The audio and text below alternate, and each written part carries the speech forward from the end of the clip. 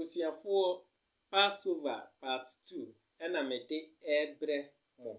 Enti for me to start I wanna introduce myself or say me introduce me ho. Enti me a meka say ye frɛ me Kohen Gadol Ebenezer Ankapon Niama, the founder of Yehuda that's Miscanthus, that's Judah Religion Tabernacles Church and a Gospel Legend Musician. Eti yenti asesa.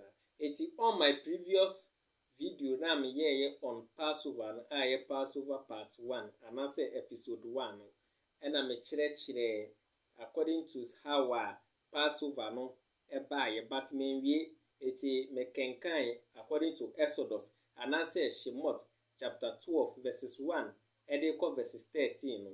Enti sisi ano me share from verses 14 but me komechi kakla a little bit into measure free verses 12 into busuafo yenti asiesa.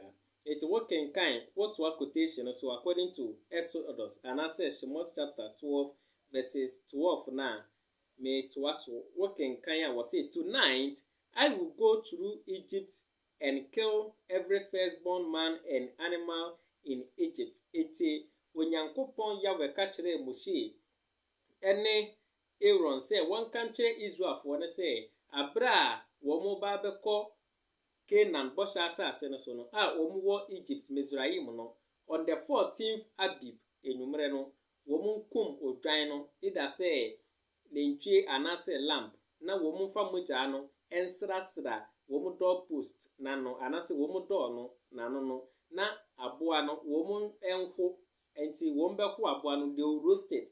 Iti omu rosti aboa na no madwe aboa ne enam no na dompeni de wo mo ato atwene.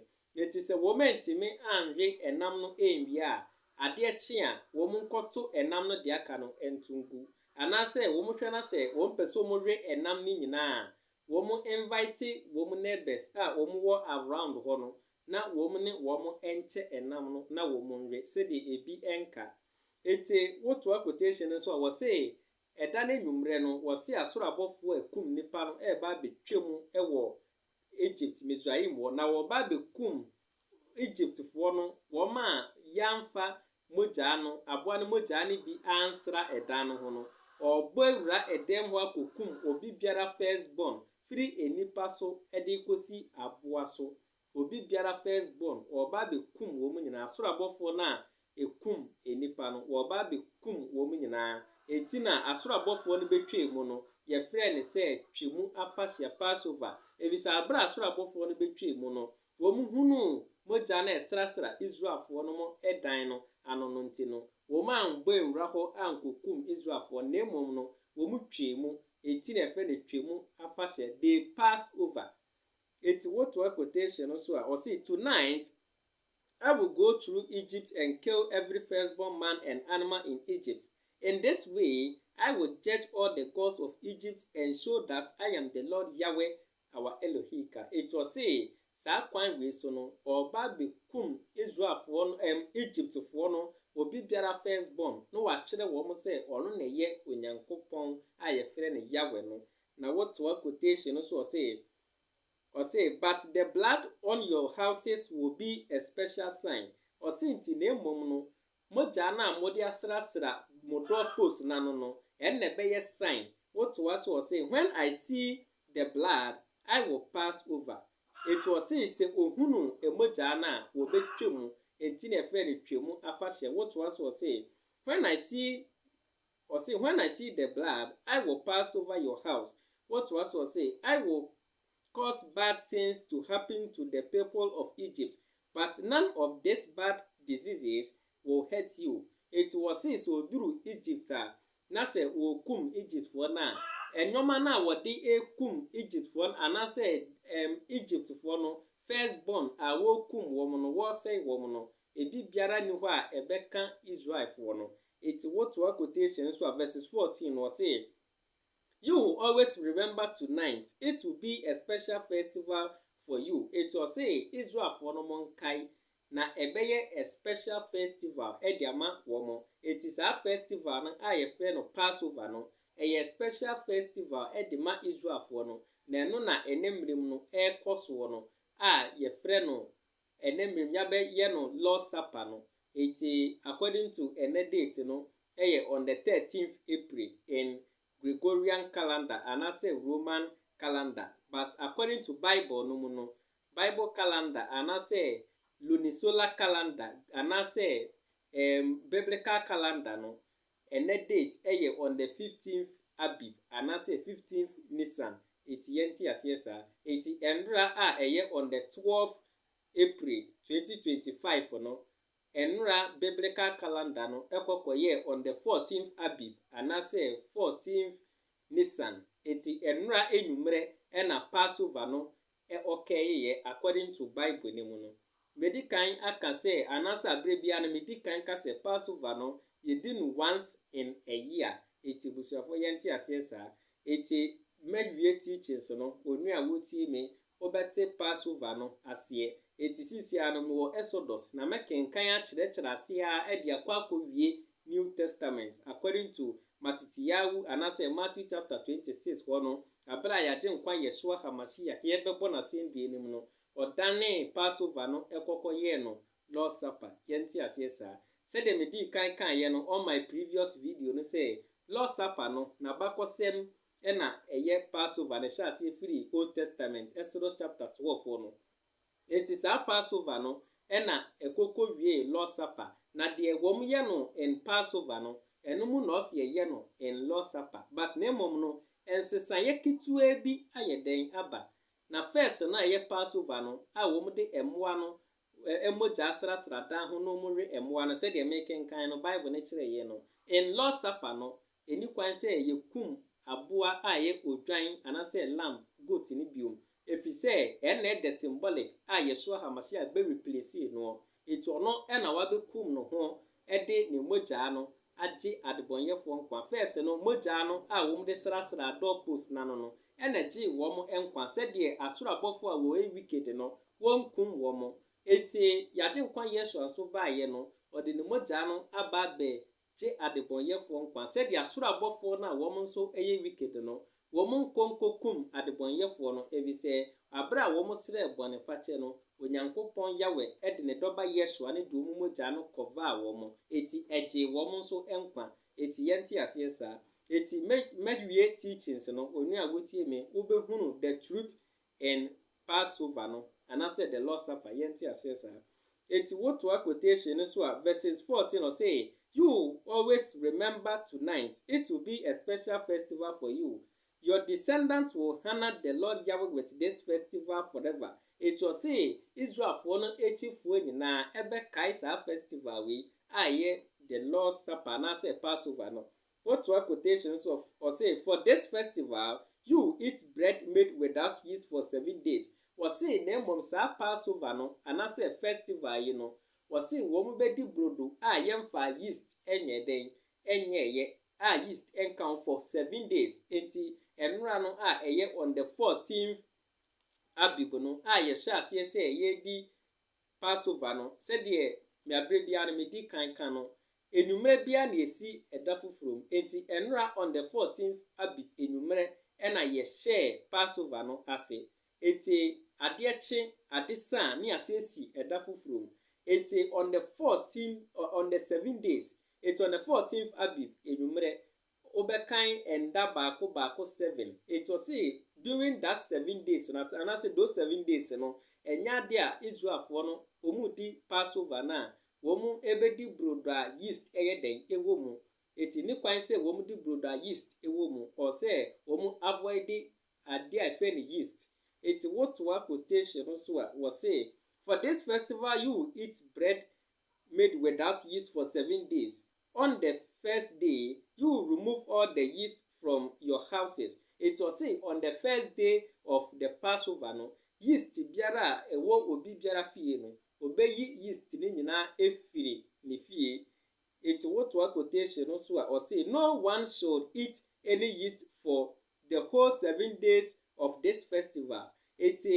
Passover afashe no wasi ni kwan se obi biara edi eduane a yeast wom anase yeast enti on the first day or say Israel for no mu yi yeast ade bi a ye yeast biara efiri wo mu efie.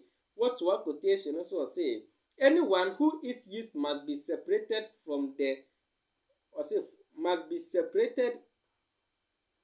Anyone who eats yeast must be separated from the rest of Israel. It was so obi biara obedi yeast biara no or say ye yi ni free Israel for nim. Enti first no senka eduru saa afahye we Passover afahye no na se obi ekokodi yeast eduane a anasa ade a yeast wom ana yeast a ye betwa oniakro ne su efiri kronim anase ye besi na boba ekunu evise waye ebususem blasphemous waye ade a etia onyankopon yawe enum asem. Eti oto quotation so verse 16 was say there will be holy assemblies on the first day and the last day of the festival.